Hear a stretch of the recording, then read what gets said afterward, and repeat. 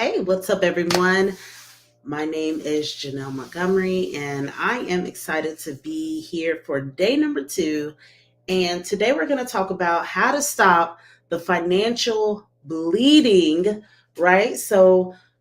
We went over step one where we said, hey, let's figure out what the symptoms, what the sources are, what are the things that are really causing financial bleeding to take place, right? And so some of the ways and symptoms that you would know if you're financially bleeding is that if you feel all, disorganized, right? If you have, negative balances, poor cash flow, you have high debt, right? That seems to be out of control, or you just don't seem like that there's enough like there, right? Enough money. And so we talked about those things about, hey, let's look at the source of why we are financially bleeding. And that's when I talked about the matrix behind the money, where we talked about the mindset, the mood, and the uh and the it just slipped my mind, right? The modality, right?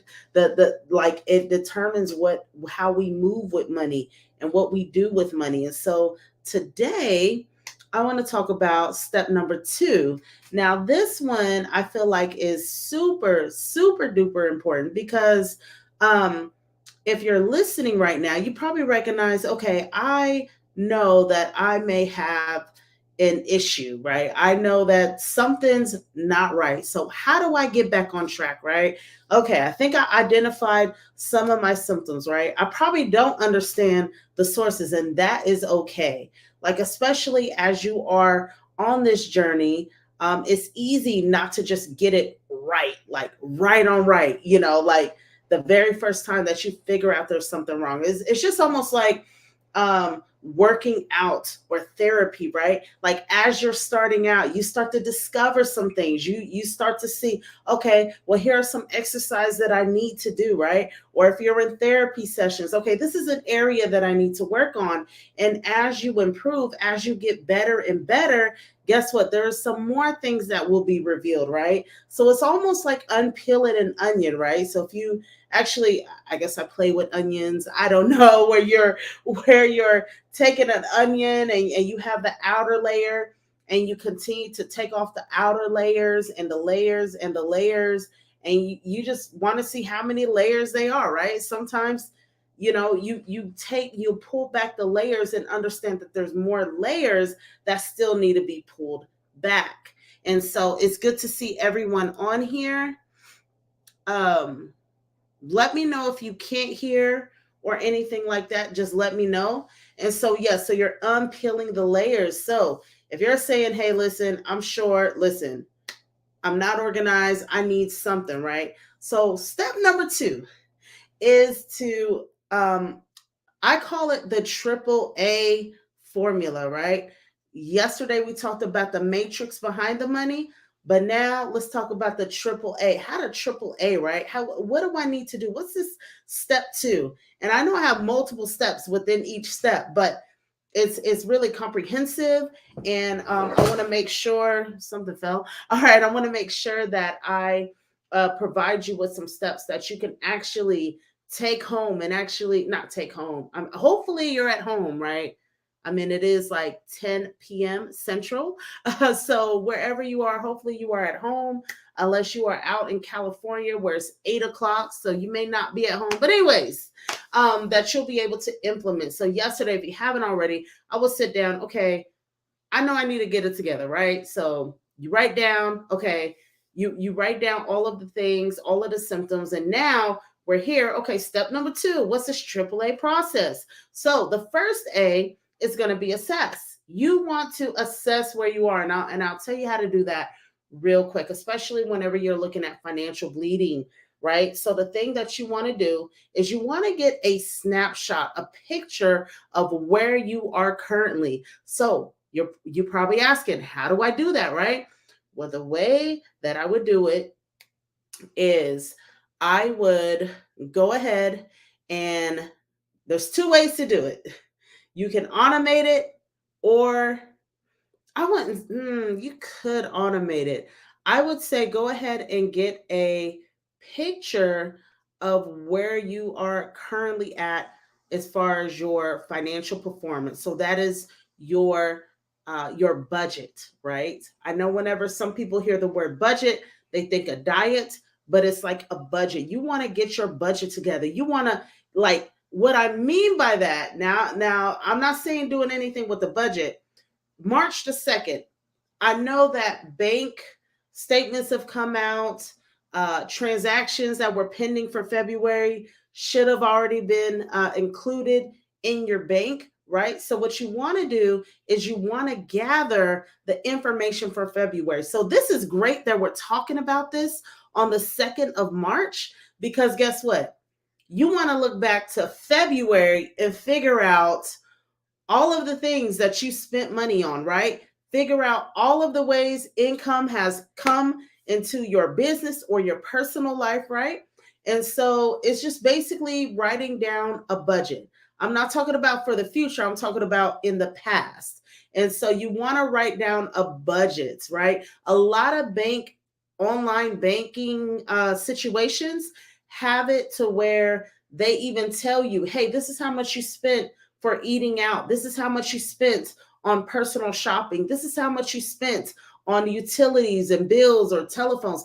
They tell you that. But if you haven't done that already, I would write it down, right? I would either write it down on pen and paper. If you are a pen and paper type of person, I would write it down. Me, I'm a spreadsheet person. My husband knows I love to deal with spreadsheets. So I will download transactions sometimes and just analyze it, right? But that's a little bit deep. Let me calm down. So the very first thing you want to do is actually go through, figure out how much money was brought in and how much money left.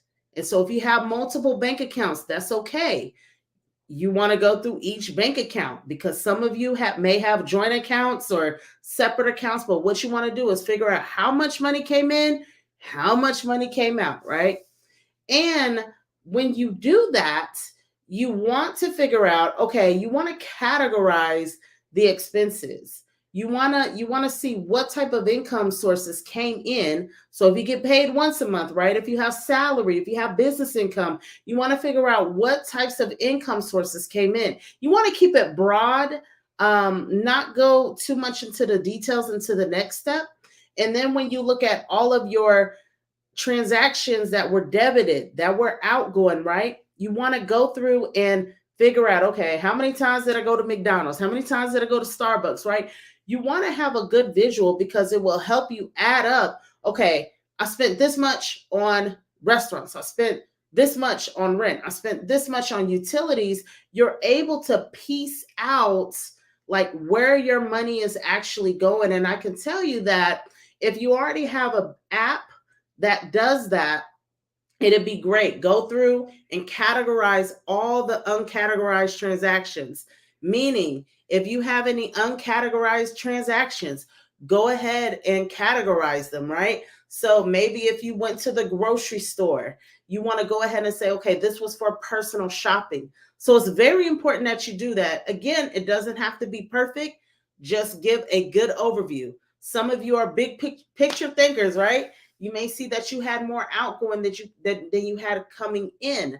But the main thing is to get it somewhere where you can actually have a clear view of the money that went in and the money that came out, right? It's different from just having a bank statement. You want to see the money that came in and the money that came out. And you want to have some broad categories.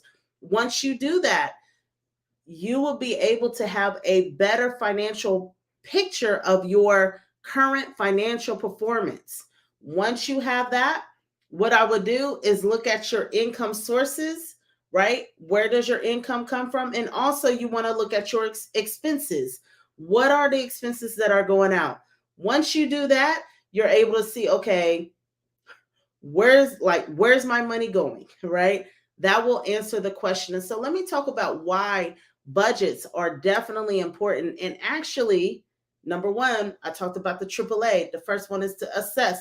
The second one is to analyze, right?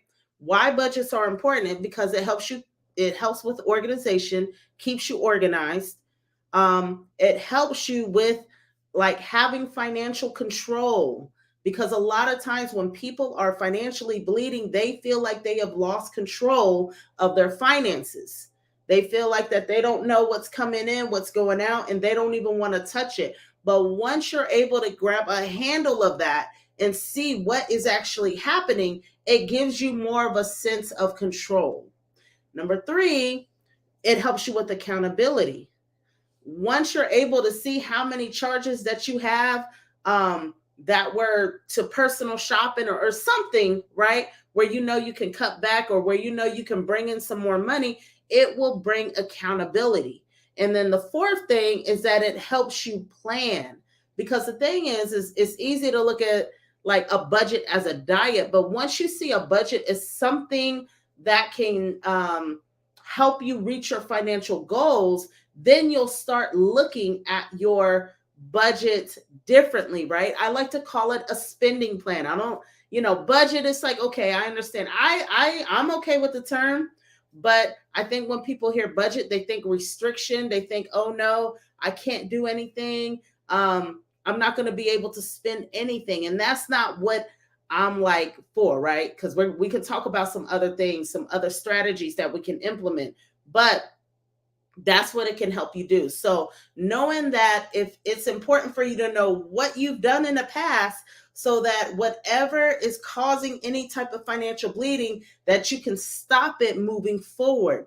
That's why it's important. It's March 2nd right now. If you haven't already, go through your online bank statements, right? Go through your online banking app and figure out everything that's come out. If you have to export it to, I I know that you guys can figure it out. So, but if you can do that, if you can figure out where you are at, then it will help you figure out how you can stop the bleeding and move on, right? And when you stop the bleeding, you can become more healthy when it becomes the finances, right? So that's definitely important right there. So let me know if you guys do have any questions.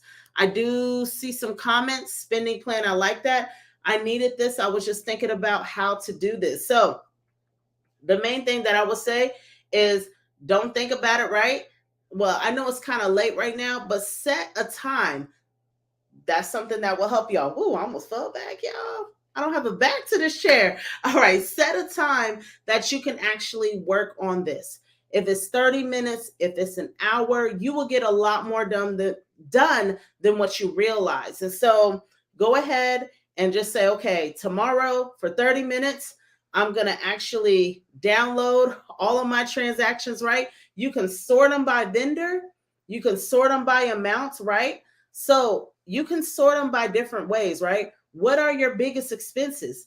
That's leading to my second one, is to go analyze, right? You want to analyze, who am I paying the most money? Where is most of my money going, right?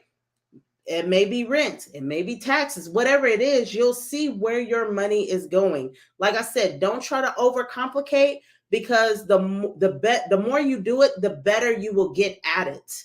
And as you get better at it, then you're able to apply some more advanced techniques. But if you're not applying any techniques right now, then I would say start where you are. Just download it, analyze it, figure out, okay, who am I paying the most? All right. And then you'll see that as the charges get less and less and less, that you'll figure out how many times you've been to Starbucks or something. You'll figure out, wow, I go there a lot more often. Or let me tell you something that got me, right, are those Apple charges. They just say Apple, and you're like, okay, I guess I needed to spend $15.99 on something. Go into the subscription, go into the subscriptions and see what you are subscribed to, especially if you are happy with downloading something and next thing you know, it gives you a 7-day trial. You want to put I'm gonna give y'all some game goal. It's not game, it's just, so I mean, unless you're happy about surprise charges. But if it's an app that you're using, you want to set a calendar update or something that reminds you, hey, you want to cancel this free trial, or do you want to go on with the purchase? And so another thing is, is that if you know that you have see, I am going straight into another lesson. So let me chill out with that. I think I've given you a lot, um, set a 30-minute time. I will discuss on how to control your spending, right? We don't want to say just, restrict expenses, because we know that there are different purposes of how you spend money. And so, anyways, that's what I'll say. Go through, create a budget, look at your income, look at your expenses, see where you lie. Also, too, um, figure out your credit score, right? Look at your credit report and see how you are doing there. So I'm going to pause it right there. And just if you have any questions, definitely put them in the chat. But that is one way to stop the financial bleeding, is to go ahead and analyze the month of February. If you've done that, go ahead and send me an inbox. Hey, thank you so much. I've done this. I've analyzed my month of February. I'm figuring out where I am currently standing as far as my financial performance. Let me know if you've done this. I may have a gift for you. I don't know. I may not. So definitely do this, because I want to make sure that the information that I provide is able to help those that want to stop the financial bleeding, right? And so this is only step number 2. This is step number 2. So even if you downloaded it, put it on a spreadsheet, and you're looking at it, that is a good step. So, anyways, thank y'all all so much. Again, I am, day number 2, 90 days. I will see y'all tomorrow, Lord willing.